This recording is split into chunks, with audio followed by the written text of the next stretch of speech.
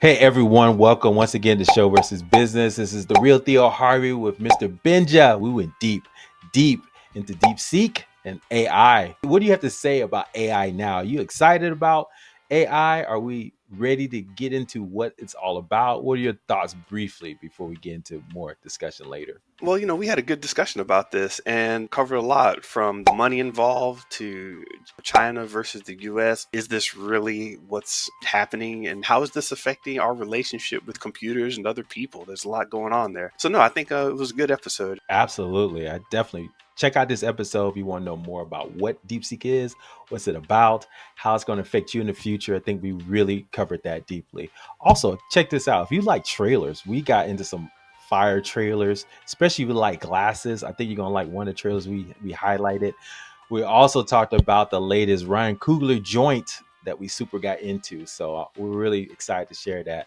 But yeah, look, we always say this every time, but if you like this, share with your friends, go like, subscribe, share, because we really get into some fire stuff. So, Mr. Benjo, you ready to get into it? Let's go. Let's get it started. Let's go. This is Show versus Business, where pop culture meets pop money with your host, the real Theo Harvey and Mr. Benja. So, Mr. Benja, how was your week? Oh, man. Week was good, man. Week was good. I know we're going to get into some fire about AI and all that, but surprisingly, I wasn't very tech this week. I was more reflective.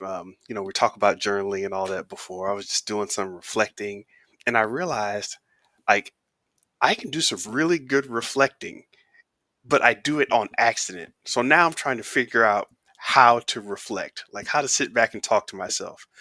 I had some red wine, and you know. I was walking around the house in my socks, and it was kind of cold outside, but I had my heater on. So, it was one of those moments. And I was just kind of like, hmm, I should reflect on things. And the reflections just were juicy, man. And I think that's the kind of stuff I really need to zone in on. I don't know, I don't want my journaling just to be a review of, well, last week, you did 50 push-ups a day. You're down from your 60 push-ups a day. What's going on? That's just looking at stuff. But reflecting, that's what I'm getting into. I'm trying to do that more. I love it. I love it. Yeah, I think I'm trying to reflect more too. You're right. It's a numbers game for me right now. I do my journaling, but it's more like, like I did this, I did this, I did this. Thank you, sir. See you later. Yeah. It's more of a checkbox kind of thing for me right now. But I love that, man. You basically had a date with yourself, huh? Had some red wine, just kind of sat back, just well, say, I can, hey, let's get together. Put some well, I Barry White on. slow down now. No, but I keep these whiteboards here, right? And I have stuff written on them, and I have my journals and my little notepads or whatever. And I was just like, hey, this happened this week, and I was feeling this way, and this lady said that, and I got mad. Why was I mad? And the whole reflecting thing. It's like back to the gap in the gain, which was one of the Benjamin Hardy books. We talk about him quite a bit. Um, the gap in the gain really got me thinking, and I went back like to the whole, past future kind of reversal that he was talking about. And I realized I've been thinking in the gap about certain moments in my life, my entire life. Mhm. So something happened to me when I was young, and I said, man, that got me mad. Da da da da. Wait a minute. What if I actually thought about this critical childhood moment as a positive thing? And yeah, as I said, the red wine was organic red wine from Trader Joe's, and it was new to me. No sulfites, inexpensive cost. It was just there for me, and I had a slice of cheesecake. Oh my god, I don't know. I gotta. Yeah, man. This get a little intimate, man. Oh yeah, I love it. I'm blushing. Oh my goodness. Nah, man, Yeah, that's awesome. I love those deep reflections. You know how I get those not as often as I like, but sometimes I'm in my car or just driving around. You just get this deep. You're like, oh, I gotta write this down. I gotta stop the car, and just like this reflection of something insightful. I get excited about that as well. So, real quick, I know you sent me something over the week. What was that about? I mean, yeah, I know we don't really share too much on the stuff that we interpersonal share, but Mhm. you were asking me about some journaling, some new techniques in journalism or journaling that you wanted me to kind of bring up or something. What was that question about again? Well, yeah, You exactly. remember? And it totally relates to this, and that's I'm kind of flowing with it. The idea was that getting into just a higher quality of reflection that takes me from you know being on the sidelines, kind of watching myself play things out, versus actually being in there and doing more than recording. Like I see it as the difference of a teacher telling a student, "Hey, you should do X, Y, and Z, and you'll get better grades," versus a mentor or a personal coach actually sitting down with you and like, "Hey, man, what's going on?" Actually asking you about, what was that about? Are you okay? And this and that. And I'm not so concerned about the numbers, but just getting everything in alignment. And as I said, it hit me during the middle of the week, and I was like, "Holy crap! I could really, I could really alter, and not, I am really altering the way I think about everything now because I'm reflecting differently." You know what I Mhm, mean? So mhm. that's what the Yeah, message was that I sent you, and yeah, that was a couple yeah, days ago, and I was red whining, yeah. and I was like, "Hey, Theo," tap tap tap tap with the keys. Hey man, I don't want to get in between you and yourself, man. You know when y'all having your private time, but Once again, I appreciate you reaching slow out down. to me.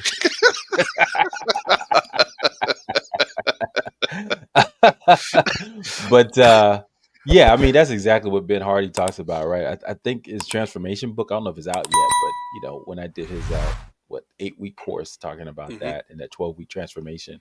Yeah, I mean, the way you use the present, I mean the past and the future as tools, and how you represent and reflect on the past can radically change your thoughts in the present, and can radically change your thoughts for the future. And so, to your point, you reflect on it differently from a different perspective and using time. And yes, you can become a different person, right? And for instance, today I had a situation like that. I was frustrated. Oh man, I gotta do all these. I had like a lot of presentations I had to do, and I was like, oh, Hmm. I gotta do this. I got to. Then you know what? So you know what? I'm gonna say, I get to. I said, I Yeah, get to do this. I get to have, get these presentations done. And that changed my whole perspective. At first it was kind of just like, I get to. Then I was like, I do get to. And I started thinking about the past. I would kill to have some presentations like this to give. Oh, and then I yeah, started getting excited, and my whole yeah, yeah. frame of reference changed by just changing one word, right? I Hmm. have to I get to. And so, yeah, man. So I think so the two things I would suggest, I've read about before, is there's the list of like, I think it's like 25 questions or maybe it's like 50 questions to ask your parents, and it's like a deep questions that you can ask your parents about their life and stuff like that. I'm trying to do that with my parents. I can record it for future generations and things like that, but it gets into like why they did the things they did, all that. So just Yeah, Google that top 50 questions to ask your parents, and then you can use those questions to kind of reflect on your life, right? And kind of come out with some yeah, interesting insights. And the other one was the 7 whys. I don't know if you heard about that, where you keep asking yourself why. Said, yeah. Hmm. I do this, but why do I do that? But why do I do this? And then just go down that rabbit hole. Why, to kind of figure out, what's the core of the thing that's bothering you. So those are only two things I could think off the top of my head that I've seen. I tried a couple of them before, and they seem to work pretty well to get more deeper insight and meaning out of your reflection time. Yeah, definitely. Thank you. Um, and one thing I will share, since you gave me a little tip there. One thing I started doing also, I tried it out for a while, and it definitely worked out. I used to have a pretty strict format for, like, you do your affirmations. I don't know if you ever do those. Write down any, like, I have this. I have X amount of money. I have this job. I have this kind of house in this location. I have this.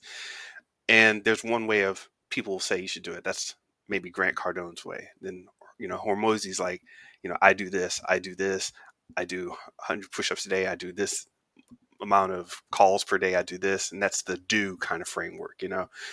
And I realized I could really start playing with those depending on how I feel.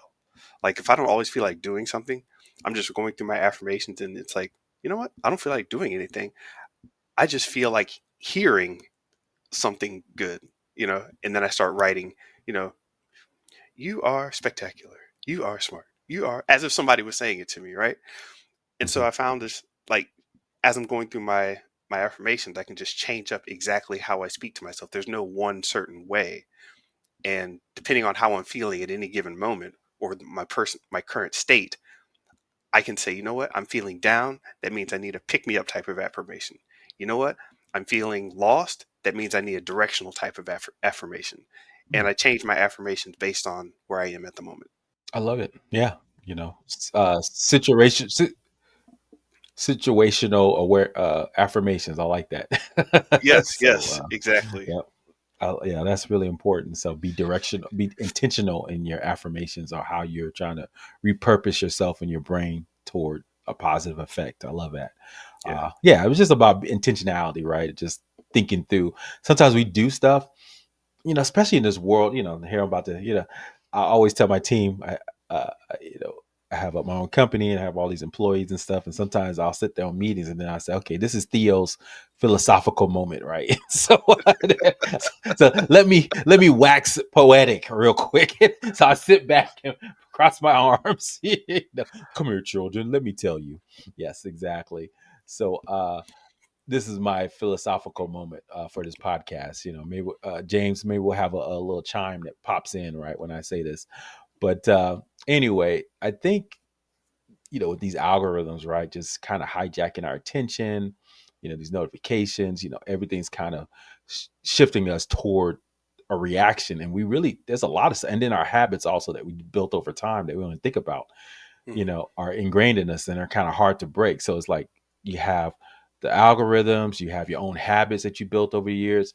A lot of that stuff is probably taking up the majority of your actions, right? Your behaviors. You're just on autopilot in everything that you do, right? This is Yeah. what I always done. I always will do it. Or the algorithm saying, pay attention to this piece of news. So I'll pay attention to that piece of news. Yeah. But to your point, when you kind of have that time to yourself to kind of really step back and reflect and really become intentional, it's almost like a superpower, right? Like I had that moment this week where someone, like, I was on autopilot. They said, "Hey, I need this." And I said, "Oh yeah, sure, I'll do this. I'll go drive to you. I'll go make this happen." Da da da. Then I had a moment to just sit and think. I said, "Do I really want to do that?" I said, Yeah. "Hell no, I don't want to do that. That's another job." I started to be intentional about, like, wait a minute.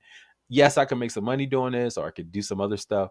But is it right for me at this moment in my life? And it really wasn't. I said the only way this would work if these strict parameters and how much I would get paid. So I just sent that to the guy and I said, "Hey, yeah, sure, I can do it, but this is this and this and this." So I haven't heard from him. So I mean, I don't know if he accepts this or not. But to me, once I became intentional instead of just reacting and just doing Yeah. stuff based on the programming I've already set, I was like, you know what, that's not what I wanted. So I think you're right. You just have to take that moment to get out of yourself and get away from those tracks that you're already on, and that helps you kind of break free a little bit clearer. And so yeah, thanks for bringing that to my remembrance, Mr. Benja. Yeah, it's good stuff. Yeah. I call that Real the quick, go ahead. a mentor of mine put that on me, but I call that the beef or chicken response. They always act like, so you want beef or chicken, and they act like that's the end of it. And well, now they have more options, but back in the day, every place you went, flight, this or that, they were like beef or chicken. Well, I'm a vegetarian. Okay, so I'm going to give you chicken, and you just put it off to the side and don't eat it. It was always just beef or chicken. But a mentor was like, "Hey man, you got more choices than beef and chicken." And I used to get frustrated when he'd say that, but now I'm like, you know what? I can even bring my own lunch if I want. Screw y'all. Yeah, I love it, man. I love it. On my side, yeah, my opportunities abounded today, this week, and it was one of the things that kind of happened with me. Was just sell, sell, sell. Do you remember what's that guy on CNBC? I can't remember his name Kramer, right Mad now. Money. Yeah, Kramer. Yeah, Kramer. You know, he has a little button, sell, sell, sell. If you're talking about stock, right? And so that's what it felt like this week for me, man. Just so I built out my sales team, and they're out there just selling. So I'm kind of managing them. I'm also trying to, sell on my side. So just this constant barrage of just talking to folks, asking questions, trying to influence them, trying to figure out why their hesitation. So it's just in this world of just sales, man. It's just amazing to me. It's like it's totally way different way of doing it now, man. It's just like no one's gonna outright tell you no. They just ghost you, right? And so you have to uncover a lot of stuff. Even Yeah. professionals and people say things they don't follow up on. And so you have to kind of nail people down when you do have conversations with them to kind of judge where they're going. And sometimes that's, overemphasizing things. They say things like, oh yeah, well, we're just not ready for today, to do this opportunity. Oh, okay, no, we totally understand. So would the year 2032 work better for you? Oh, well, not that long. So you kind of break Yeah. their Yeah. patterns in their head when you talk to them so they can, oh, no, I don't need that long. It's over 10, Yeah. 12 Yeah. years. I don't need that Good long. point. Good point. So what you want to do, and I was telling my sales team, even on they do a lot of cold calling, you just want to break those patterns, right? So that people can just pay attention. And so you say something a little outrageous so you can kind of communicate to them and get to the truth of what's really driving them, right? Sometimes the sales team is saying, oh, these guys are they said, well, we're not interested, da, da, da. I said, oh, well, no, we totally understand why you're not interested. I wouldn't be interested either. I already have something. But you know what? We've seen a lot of practices deal with similar situations like yours. Look, does it matter if we just have like 10 minutes of your time just to kind of just tell you what's out there so you just better prepared for the future, right? I mean, it doesn't hurt to look, right? So just trying to find ways to break their pattern so they don't just, go with the okey doke. And so Yeah. yeah, that's been my world last like couple of weeks. But yeah, this week it was like teaching them, doing my own stuff, pushing stuff, So it's just like, man, I'm in this whole world, man. Sell, Yeah. sell, Yeah. sell. That's awesome. That is very awesome, man. Is it now? Is that a certain mode for you? Like you have to turn it on and go into the mode and stay there for a week, 2 weeks, or whatever. Absolutely. Yeah, Okay. absolutely. I mean, I think my talent really I mean, I can sell, I think I'm pretty decent at it, but yeah, I do get frustrated. So I have to take myself out of it a little bit because you can't take it personal when people hang up on you or, don't follow up. So that's always in the back of my mind. It's like, why don't people follow up? But then when I kind of, reframe my mind and just like, oh, well, they're super busy. They got other stuff going on. Look, I look at myself. Oh, well, I've done that before. I've gone ghost on people, right? Because I was busy with stuff. Don't mean I didn't want to do it. So once I reframe that, I don't get as frustrated. But yeah, it's definitely a certain mode. I think I'm more focused on like I'm really the orchestrator. So I'm more about like, hey, making sure the team is doing this, making sure they're moving in this direction, just kind of guiding them and then give them inspiration to kind of achieve it. But when it comes to sell, that's why I'm hoping to kind of train them up so they can kind of take a lot of that on to kind of keep that moving. Because you have to kind of do that, right? But yeah, so I'm having fun with it, just building a team and just understanding, how I sell, how I communicate to get better at that.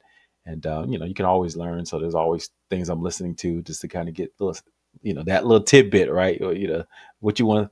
Who said that to me? I The don't think it nugget. was you. I think it was yeah, it was back in the day. I think it was my business partner, I mean, he used to say this, you just want that one tidbit for the test, right?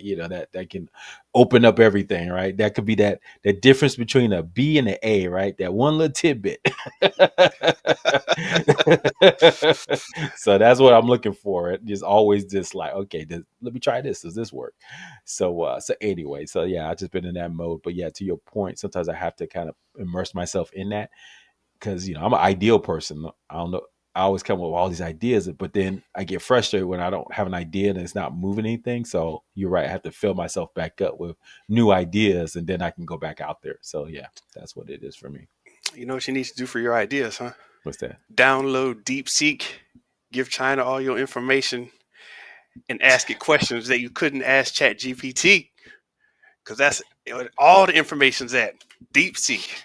I think we need to go ahead and get into that, man. Everybody talking about DeepSeek and AI, right? Deep Seek is here, man. What's going So on? What's before I going get on? Let me into know. yeah. So DeepSeek, did you know about this before? Kind of. So basically, the reason why we're talking about it now, this is a Chinese AI model that's free. It's open source. So basically, you can go in the code and kind of see how it's operating and change it up a little bit. They announced it back in December. I vaguely remember it, but I think they finally two things happened. They finally released the benchmarks where they kind of compared it against OI, which is the model from OpenAI, and they did pretty well. I mean, matter of fact, in certain instances, it beat it, and when they did benchmark test, and so last week I think it was, there's a big sell off in tech, right? So Nvidia, which makes these expensive ass GPU uh, uh, chips, right? Yeah, They lost. I think they said they lost something like $600 million in one day. I think it was 600 billion. I put it in the notes, but it was like $600 billion in one day, which is the most a company has ever lost in history yeah, of the world. And not granted, it's still worth billions of dollars, but it was just crazy. It was like one of those things where people were like, wait a minute, are we really going to spend all this money for infrastructure for AI when when DeepSeek, the company that created DeepSeek, only spent $5 million to create it? And so it just, people were like going crazy, selling off stuff and trying to figure it out. yeah. It's stable. It's been stable since then. But yeah, I'll kind of, before I get into more into what it is and how it works and all this other stuff, and what does that mean from a business and a creative standpoint. I mean, did you hear about this before all this DeepSeek? I mean, what happened, when you heard about all this?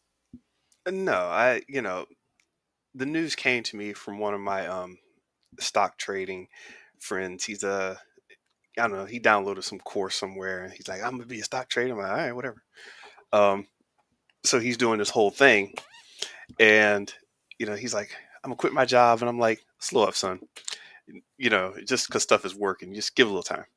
And then the DeepSeek thing happened, and he was like, holy crap. And I was like, holy crap, what? And he started telling me about DeepSeek, and I was like, oh, I think I heard something about that a little earlier, but it wasn't.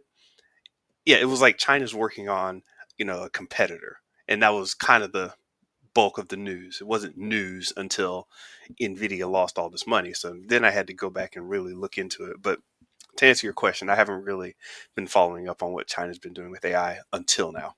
Yeah.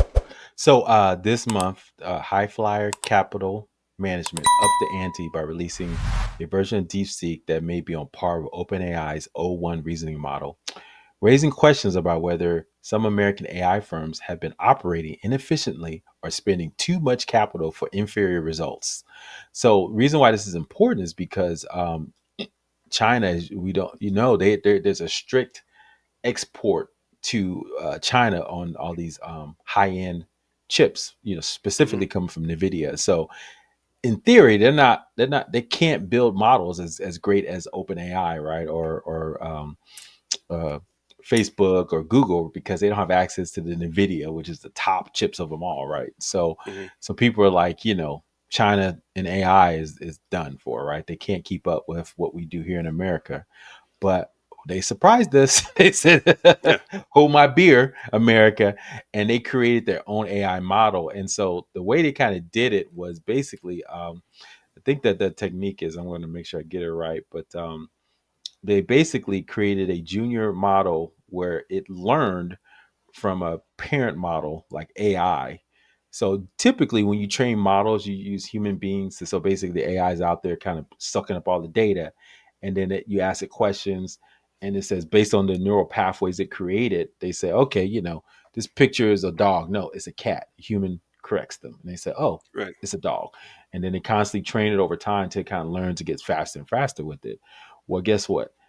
Uh, DeepSeek, they did not do that at all. They basically use another AI to train the DeepSeek model. So they did what's the name of the term? I want to make sure I get it right, but it's I think it's called distilled. Yeah, distilled the data from like OpenAI and use it to train their model, and they did it in basically half the time and cheaper than using So, human beings. so I'm thinking back to Silicon Valley, the HBO show, and I'm wondering, like, if somebody was trying to build an AI program and was just like, you know what? I wonder if our AI can figure out if this is a hot dog or not.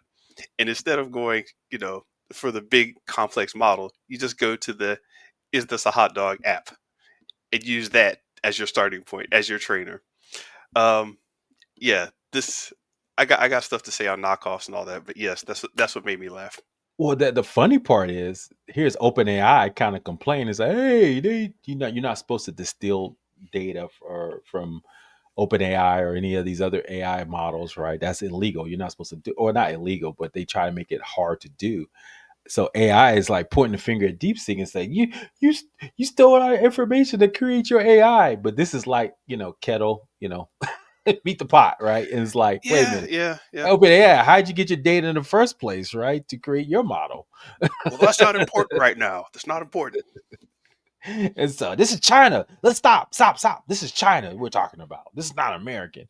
So that's the funny part to me, man. It's just how they just kind of beat OpenAI's own game and create a model that was even better and faster. And so someone made a good point. They said the interesting thing about this, the real thing, interesting thing about this is like the way it was trained. We have no clue on what connections this deep seek created because it wasn't created from human means, it was created from AI artificial means. So basically they were communicating and training it in ways that we would never think about. So we have no clue how deep seek actually was able to accelerate some of his learning and get faster than OpenAI and some of the reasoning categories, because we just don't, there was no human in between that process. So it's like fascinating. People are like, wait a minute, this is scary. So AI is getting smarter, training its own versions of AI, and we have no clue how they did it. Which is alarming in some senses that this is already starting to happen. It's the stuff that happens in sci-fi movies where it's like, holy crap, we didn't know it knew how to do that. How did you do that? Where did you get that data from? And Holy crap! Look at it's off the charts. some engineers behind the desk like it's not supposed to do that. Right. So so yeah, I have questions here because everybody's saying, "Oh, it's faster. Oh, it's better. Oh, it's cheaper." I'm like, slow down. First of all, you're dealing with the knockoff game, and anytime you're dealing with the knockoff game, you have to really look at what's happening. Is it really that expensive to make? Maybe for a first-time trailblazer who's going to run into all these different problems, but still probably not as expensive as they needed it to be. But they were just going on anyway. But this takes me back to the old Samsung moon photo controversy. Do you remember this? The Samsung moon photos? I don't recall, but yeah, go ahead. Real quick, Samsung decided to tout and flaunt their, you know, impressive camera capabilities of their new phone. And they were like, "Hey, man, you take pictures of the stars, the moon, the sky. I mean, you can tell our lenses are super telescopic because they point at the moon, dog. We're going to give you close up pics of the moon." And people are like, "Really? I'm gonna try that." So they would take pictures of the moon in like wherever they're at on the planet, and it would return really good photos of the moon. And people were like, "Wow, this thing is freaking excellent." Turns out the pictures were faked. It was basically figuring out your location, what picture you were trying to take a picture of, where the moon should be at that certain time, would use AI and star map data to figure out how everything should look and would return a fake photo to you. And that's like, that's so in line with what I see a lot of happening with DeepSeek and other knockoffs of this type where it's like, hey, let's just figure out what results the person wants and kind of skew everything towards those results, not necessarily worrying about how you actually get it. Let's just give them the results that they think they want. So that's what I'm hearing about. Yeah, you make a good point because these benchmarks, I'm sure there was in the parent model, right? Hey, Hmm. there's some benchmarks on reasoning and all this other stuff. So I'm learning from this parent. He said, "Oh, by the way, this is how you win in these benchmark tests." Yeah, yeah, you game it. So it's grabbing that knowledge and then add a little something extra. So instead of use an analogy of cheating in school, right? Hey, little fifth grader. I'm an eighth grader.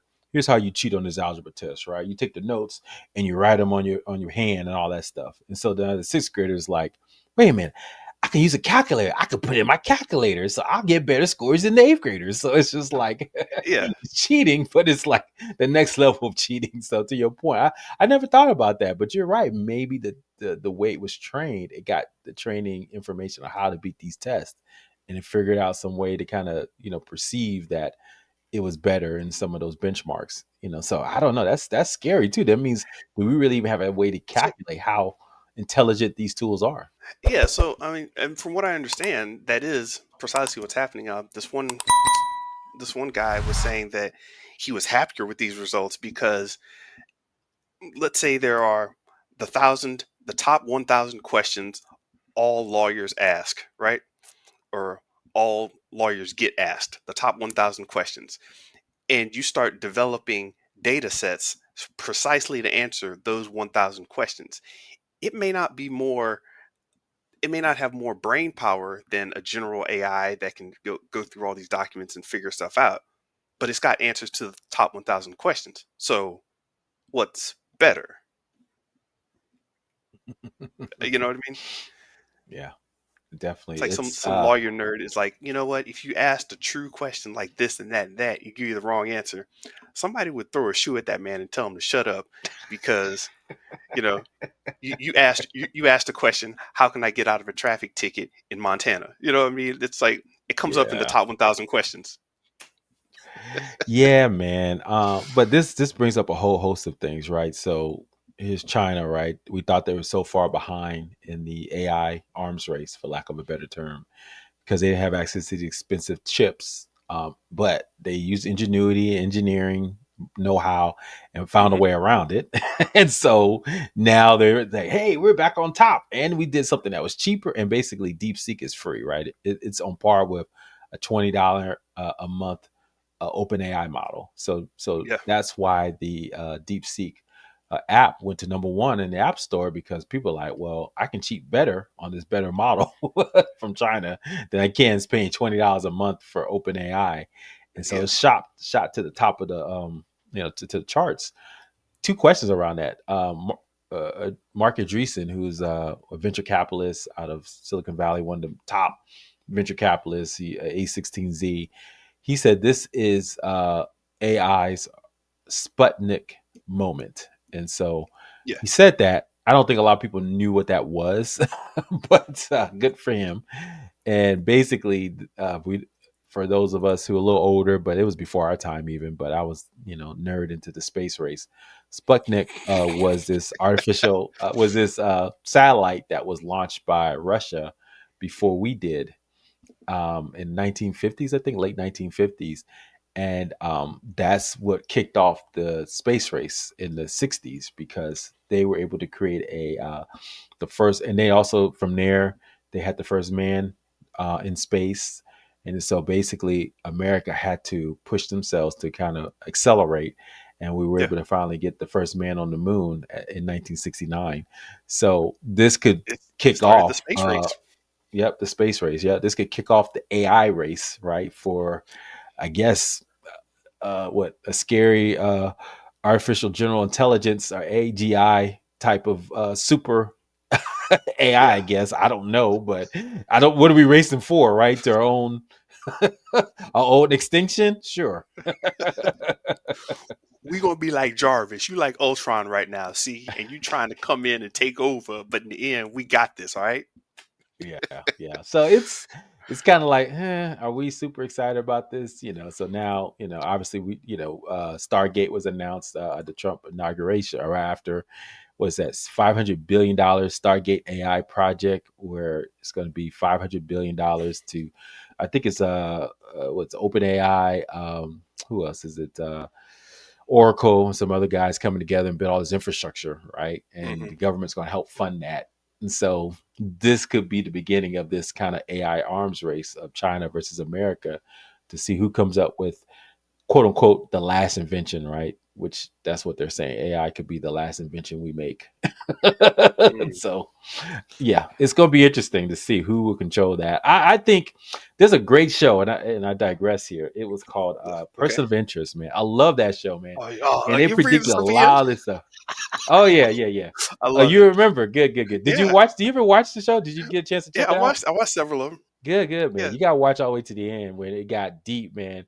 I mean, so Okay. basically, it's about this AI that this engineer created, and he kept it very simple because he didn't want to get control. But it was basically gave us it was man everything in that show, man, tells you where we are now, man. Because the AI, the guy who created the AI system, he made it so there was always going to be a human in between the what the AI came up with and the result, and it Hmm. was genius. I was like, that's what people are doing now, because the way he did it was called person of interest, because it would say, hey, this is a crime is about to happen. We don't know what it is. We don't know if they're the victim or the criminal, but investigate this, and it would always be some social security number that they would get. So basically, it fit into that whole, CSI crime of the week kind of format. But the ultimate thing was, okay, they had the AI that he had built, and this other team, they said we need to make the AI open so it can do everything, get access to the internet, do all this other stuff. Hmm. So this other team created an evil version of AI, right? It took over. So now you had his version, the original AI, I Nice. forgot what they called it, against the evil version AI, and they were battling it out, man. They had their own human agents that they would hire to go after each other. And then they all had the little earpieces, so they knew the AI would tell the person what to do, and it was like, yeah, man, I think that's what we're running. We're gonna have an AI super war, man. You know what's strange? Slight detour here. We'll interject this right quick. There was a discussion, not about the end of the need for consumer growth. Like we've got this whole model, capitalism, buy things, we create things, there's the new whatever, and it had this whole explanation. And it's not just one person that's looking into this; it's multiple people. But in the breakdown, it was saying that yeah, you don't need once AI starts doing a lot of this stuff, we can step back and fundamentally become a different type of society, a different type of humanity that has AI doing all this stuff that we thought that humans could do. We can start doing something else. And what's funny is I'm seeing all this stuff about the AI race happening at the same time. I'm seeing this influencer person to person and AI Communities, to communities. influencer to person. Yeah, our communities, our relationships are taking on a whole different form at the same time that AI is stepping into the circle. And it's like at first I wasn't giving too much thought to that whole, get rid of consumerism kind of thing, or get rid of the whole idea of uh, capitalism as we know it because of AI. And now I'm thinking, you know what? What if I don't want to, spend all my money? I just want to hang out with my friends. I don't need the next big computer. I just kind of want to whatever the cloud sends me and hang out with my friends or, my family. And the whole idea of what we want to build as a society starts to change. Hmm. And just watching guys like Kai Sanat and all these other people, it's got me curious because I can't predict the future. I used to be able to, but I lost that ability a while back. So sorry. Yeah, man, I think that you're right. We're seeing our relationships kind of change and do different things and evolve. And with this whole AI thing, it's a model that we have to kind of figure out what the next steps are for everybody, because you know, um, I mean, you think about, I have kids, right? What are they going to do, right? They're learning stuff in school, but is that still going to be relevant in another 10 years? Probably not, right? So what Hmm. skills are going to need to have? I'm just a big proponent of entrepreneurship, because if you know how to kind of create value and know how to sell that value, Hmm. then you always will have a job. And so that's kind of where I'm at right now. As someone who worked for 20 years in corporate America, Yeah. I'm so glad I'm out, man, because, I would be, is my job safe, every day, because Yeah. you're a knowledge worker, but yeah, are you really bringing value? And then that value is distilled so much because it's in corporate America, as we know, you're just a peon, right? So your value, yes, you may be bringing the company millions of dollars, but you're probably easily replaceable too, right? They can get Yeah. someone. And it's a bad feeling. And I don't know how it was where you worked, but back when I was at 3DO, for multiple years, there was just this sense of impending doom Mm, where it's like we have two main projects and any other projects that were like, because usually in a game studio, you have overlapping projects. At the minimum, you have two, the one you're working on and the one you're going to flow into. That's mm, usually the minimum. But when I was at 3DO, it's just like the details on any other projects, any R&D, any expansion, it started to slow down, and it was just like this impending doom that lasted for years. And when you've got this low level anxiety, like you want to sleep in, but then you're like, hey, I should go in, update the graphics routine, and even if it doesn't make it in the game, at least that'll be good for my resume. Yeah, I'm going into work. It's just like this yeah. low level anxiety that Hey, was, Mr. Benja, here's a dirty little secret. oh man, It's intentional. yes, As an employee, as an yeah, employer, I yes, understand it now. You have to have that because yeah. these jokers won't do anything if you don't have some low level anxiety about you could be replaced, right? It was so funny. I had one sales guy, he was doing okay. But as soon as I got multiple salespeople, all of a sudden, numbers start getting better and better. Yeah, yeah. And so I hate to say it, but it's kind of like you kind of have, as an entrepreneur and employer, No, no, you kind of it's have to have that low level kind of anxiety to kind of keep people on edge. Now, it's fine, that say, you are not the be all end all, and you mhm. could be replaced. And so that may be not nice to say, but it's always been like that between labor Yeah, and employer. yeah.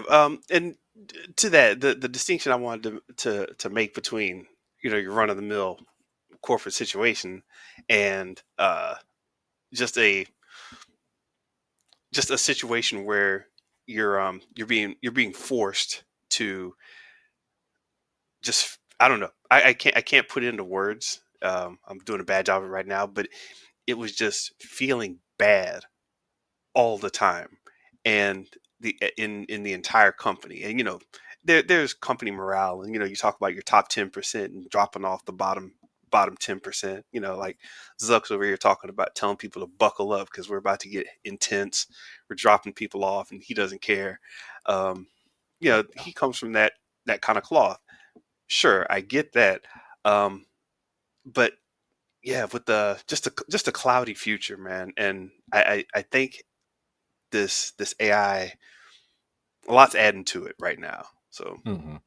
Well, I mean, you sent me this clip about Kai Cenat, who's this big influencer, right? He got backlash for disturbing footage of him abusing a $70,000 robot, right? And we yeah, had this conversation. You were just like, "Oh yeah, this is interesting," but I was like, "Wait a minute, is he kind of tapping into that anxiety that we're all feeling right now when it comes to AI?" And became a viral moment because of that. Where he's yeah, literally kicking this robot that's uh, avatar for AI. It's like yeah, we're still human. We're still gonna beat the robots. Oh, okay. yeah.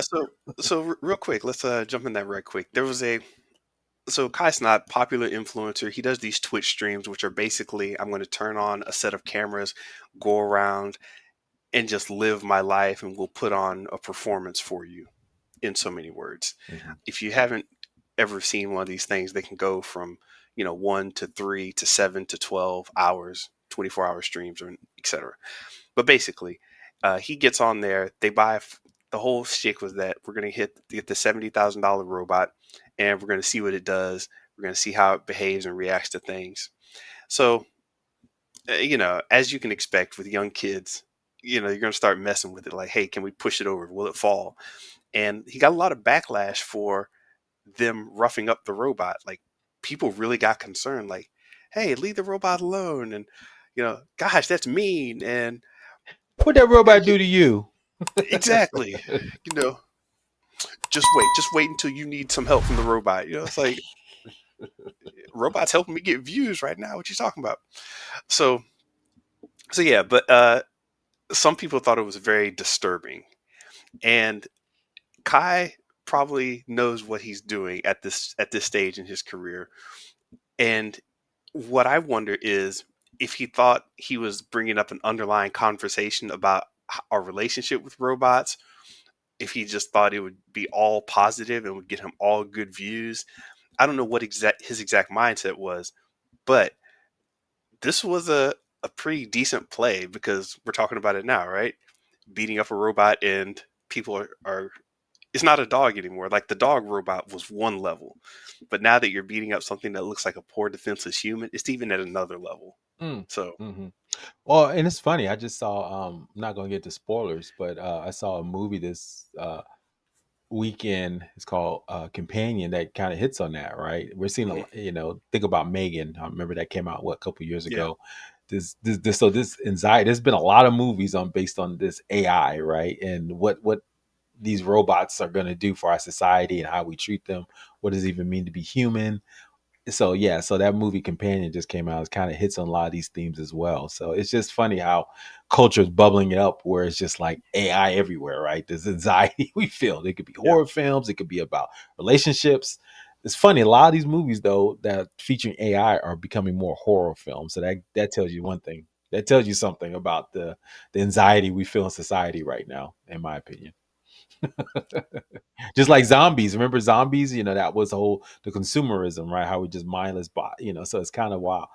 Horror always kind of gets into, what's really ailing us as a society right now. And hmm and we're starting to see more of that. We didn't talk about in this episode, but we'll talk about what's coming out in the future this year for movies. And man, there's a lot of horror films coming out. yes, it's a reflection, right? Yeah. Uh, it's funny. I always thought of zombies as you know everybody just tapping out, basically. Mm. You have people who still have their drive, they still have their like we gotta live, and how are we gonna survive? And then most of society is just like, it has given up. Interesting. So it's funny. That's all, and that's why I like zombie movies because I'm like, yeah, man, maybe I'll just be like everybody else. Come here, zombie, bite me. It's like, Hmm. and then I got to get up and like, no, I got to wake up. I'm gonna go to work. I'm gonna go do this. I'm a I'm gonna post a new video, and it just has me always running away from the dead masses. Oh wow, that's a good way to put it. I never thought of Yeah, it like that, but you're right. So basically, in the zombie movie, if this the you getting up to post a video, work or do stuff, is basically the guy that's got his shotgun hold up in the house, right, ready for the zombies to come in. I'm still alive, man. I'm still alive. yeah, exactly. Yeah, good point. That is the only horror genre I regularly will check into. Yeah, yeah. See what they do differently. Yeah. There's a new one coming out. Was it 28 years later? Sequel to 28 days, 28 weeks later. So yeah, Yeah, this gonna be that's the one that introduced fast zombies, right? The zombies are sitting there, all of a yeah, sudden they start running after you. I'm like, okay, why are we doing that now? We don't yeah. need fast zombies. Just I gotta find it, but I had a treatment for a vampire apocalypse instead of a zombie ooh. apocalypse. So you get vampires together, and they're smaller in number theoretically, and more powerful, savvy, and all that. So you end up with this kind of global fascist oligarchy kind of setup, um, where you have society still functioning, but can't nobody do anything without the vampires being all up in your business. So it's like, excuse me, sir. Oh no, I was just bite your neck and be like, all right, Mr. Benjamin, this is a good transition. Because there's a new trailer that came out for oh, quote you want to unquote a horror film that came out recent that's coming out from Michael B. Jordan and Ryan Coogler. Do we want to transition to that? I don't even know what our trailers are about, but AI said we should watch this trailer, and I'm trusting everything AI says right now, and yeah, I want to make sure somebody gets their click money at least. So we got two trailers Absolutely. to check out. Yeah, First we one. want. So do we have to change anything else on? I always forget. We don't got to change anything on our side, do we? We're good here. No, we do not have to change anything on our side. We are going to do a countdown, and we're going to start with Warner Brothers official trailer number 2 for Sinners. I do not know anything about this actually. Theo, you know a little bit about it. I If you do. want to go ahead and what do you know about it so far? Just it's a horror film. We talked about in the podcast how Ryan Coogler positioned himself to create this movie on the condition that he would get the IP rights within 25 years for himself Hmm and his descendants. So it's probably is IP based, and the rumor is it's a horror film that's based on vampires, and so he's creating his own kind of original IP in this genre. So we'll see what it looks like, but everybody's super hype. It's got Michael B. Jordan in it, set in the I want to say the 50s, but this is the second trailer that came out. But it's coming out soon. I think it's coming out sometime in March, I think. So yeah, super Okay. excited about that. Let me see. Warner Brothers, Warner Brothers. Yeah, let's see. Yeah, I don't know when it's coming out, but yeah, it's coming out soon. So it says so. Oh, your girl, she says it's going to be a likely a hit. So we'll see. But yeah, man. So tell me when you're ready to get started, and we can hit the good old play button and see what's going on. Okay, we've got it queued up. I'll try to. Last time I actually got into the trailer and didn't respond enough to it, but I want to make sure I respond enough to this trailer. So this is the official trailer number 2 for Warner Brothers Sinners, and we are starting in 3, 2, 1, go. We've been gone a long time. I like the We back I like now. the blue hat. Hat hard, son. You twins? How we cousins? All black, like There are legends of people with the gift of making music so true. It can call the spirits from the past Banjo. and the yeah. future. This gift can bring fame and fortune, That's my juke joint.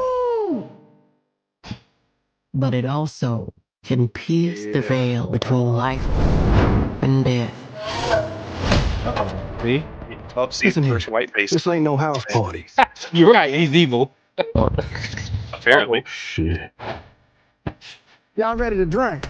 Y'all ready to Y'all sweat ready till to y'all drink? stank? No, she evil. You know she Second white evil. person. You keep Why they doing dancing it with the like this? devil. Oh, Careful, boy. You gonna bite off more Snakes are than you evil, can chew. yes. oh, dang. Look at this. One day he's gonna follow you home. Feisty trailer. You got us a problem now. What the hell That going was on? Lindo. Oh, we heard tale of a party. This world already left you for dead. I can save you from your fate. You don't need no saving. Yes, you do. Yeah. And you are? Look at that. There's vampires. I am. Your way out. Don't cry. It's all better now. Oh, April. I don't believe in man. Brothers, what? Ghost. One gonna live, one gonna die. Are the Just vampires power. messing with that white devil? Brother of the city, brother? Oh, see, I knew it. We're gonna kill every last one of you. Oh, dang. To the brother.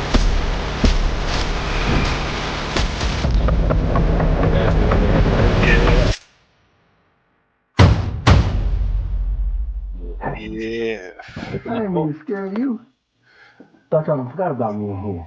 Oh. Come on, open the door, let on out of here. Oh, is he playing Stay. brother who's a vampire? That's you? Of course it's me. Open the door. That ain't your brother. Oh, There you go. he playing both. Brother.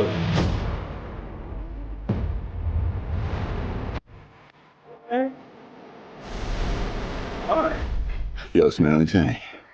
I think I shot myself. All right. I'm there. I'm there. I All thought, yeah. right. So we are we both excited?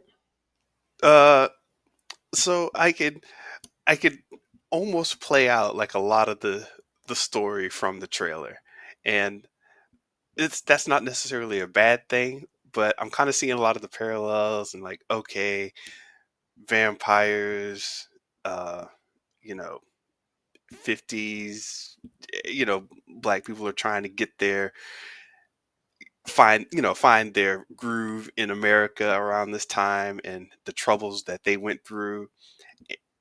And throw some vampires in there to kind of, I don't want to say cover up, but make a good analogy for Hmm. you know Yeah. blood sucking monsters. Yeah. Oh yeah, I know, but you're right. It's like the first vampire we see is the white guy, so it's like okay, let's Yeah, put our thumb exactly on the metaphor, right? yeah. But ooh In man, case you weren't watching, but Ryan Coogler, he's a smart guy. I mean, yeah, he's very I'm smart. sure, but it's like, but then some of the black folks are affected by the vampire too, right? And his brother.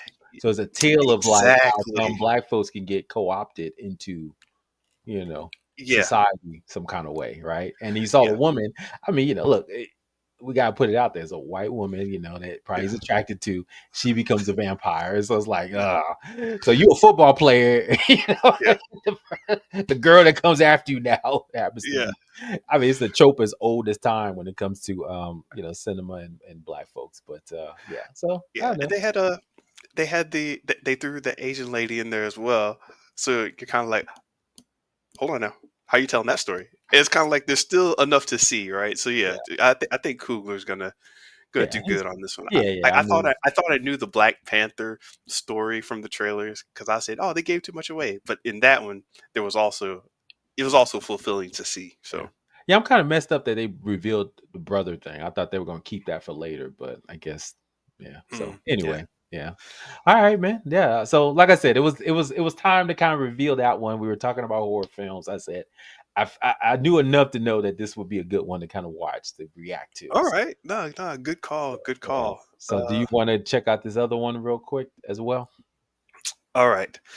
So now we have queued up and ready our first time watching trailer reaction for Superman, the official Icon TV spot trailer by David Corenswat, Nicholas Holt, and Rachel ooh, Brosnahan. Yeah, the So actors in the movie. Yeah. they're putting actors in there now. I'd never seen that before. I just read the title. So I don't know what this trailer is about. I know there was some talk about some pictures from the new trailer supposedly being CGI. That's the only thing I know about this trailer. We did already do the first. We did already discuss the first trailer uh, for Superman, but now we got this new Icon TV spot. So I don't know what that means. It's an exact 30 seconds, so that is definitely a regular TV spot. You ready for this one? I'm ready. Yeah. All right. I hope they don't do anything goofy. Um, you know Uh, my trepidation with James Gunn, but mm, anyway, mm. I'm open to it. Let's start this up in three, two, one, play. He's Crypto. Already know. See, he even got love that old shot. school, titles. Oh, dude, look. Oh,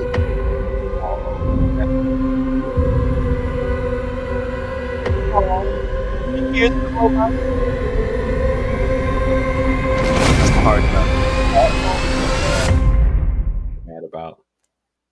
Oh Mm-mm. yeah, that was short. Yeah, I see what people mad about. That What you mean? face, that face, Oh yeah, yeah. that When you face. flying that fast and your camera's doing the wide shot and everything, you Yeah, start to look a little bug eyed. And are you yeah. CGI? People didn't like that. I mean, sure. Let's get to the movie. It just look a lot of goofiness in there, man. To your point, we saw the guy, Guy Gardner in there. We saw Mr. Terrific. Now we saw this creature, fire breathe. I mean, it's a lot, man. In a 2 hour movie, this is what you saw, a robot on the ground. Yeah. Now I did like the love shot. Where they've I'm assuming that's Lois got the embrace and they're floating up in the sky. Mhm. Yeah, that was. I don't usually say this, but that was a sweet little shot, sweet little moment. Yeah, but everybody's up in arm about the CGI flying face. See, yeah, flying face. Now, get out of here, you old flying face sucker. So yeah, yeah, like I said, I'm gonna be there. Does that make you more or less willing to go see it? Um, the the shot with him and Lois floating, and the shot of Lex Luthor looking, yo, these glasses are nice, man. You jump about 13 seconds in. Those glasses are nice. Chill, huh? Yeah, you like that, huh? Yeah, Ooh boy.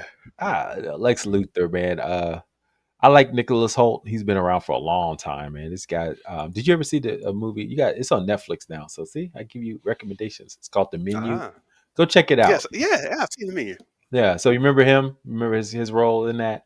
He's Yeah, always interesting. He was in, and also when you were talking about zombie movies, he was in another zombie movie. It was like a love movie where he played the zombie and he came back to life because he fell in love with a girl. I forgot the name of that movie. We'll look up disgusting. I don't know. That this. sounds disgusting. It was good, but he's always made. And then he was obviously Beast in Yeah, X-Men. So he's been doing his thing, man. He's just a weird kind of actor. Dang, he's born one day after me. Okay, but he's 35 years old. So interesting. Yeah, it was called Warm Bodies. Yeah, Warm Bodies. Go check that out. yeah. So this is a TV spot. Nothing too new or groundbreaking to play there, but good stuff. Even it took a slight little eyeball CGI controversy to get people talking about it. Yeah, good for them, man. Good for them. So yeah, man, more to come. But yeah, we like these little trailer interludes. So we find some good trailers out Yeah. there, guys. We're gonna keep doing that. Please comment and let us know if you got a trailer you want us to Yeah. watch. So yeah, so guess what? You guys are messing up my schedule. I used to any trailer that pops up, I just watch. Now I have to wait. Thank you. Oh man, I can't talk about it at the water cooler. I can't, man. I gotta wait. You know me, man. I'm sitting there in the morning. I'm texting you. Oh, check out this. Check out this. But can't do that Yeah. no more. But this is fun, right? This is fun, right? It is. It is. It warms my heart that we get to share trailers with our followers and our Well, audience. So that's yeah. it. It's a good start to Black Batman week. So Oh yeah, Black Batman week. Happy Black Batman month, February. We'll do a celebratory something. Yeah, it's the shortest month of the year, so we gotta get it all in. So yeah, maybe we'll do a breakdown of some Black History moments throughout the month. What do you think? yeah, So exactly, man. We'll talk more about Captain Wilson, Black American Falcon, and it'll be great, man. yeah, which is not getting good reviews, and he put his foot in his mouth. But we'll talk about it next time. Everybody, stay tuned Yeah, for the next episode. We'll get into that more. But Mr. Benja, man, you ready for the week next week? I am ready for the week, sir. It's gonna be a good one. Awesome. Well, everyone, thank you for listening. Please like, subscribe, and comment. Show versus Business on X, Threads, YouTube, and Instagram. Listen to us at Spotify, iTunes, or wherever you listen to podcasts. Go check us out. Go look at our website and see more information there. Mr. Benja, have a hell of a week. Peace.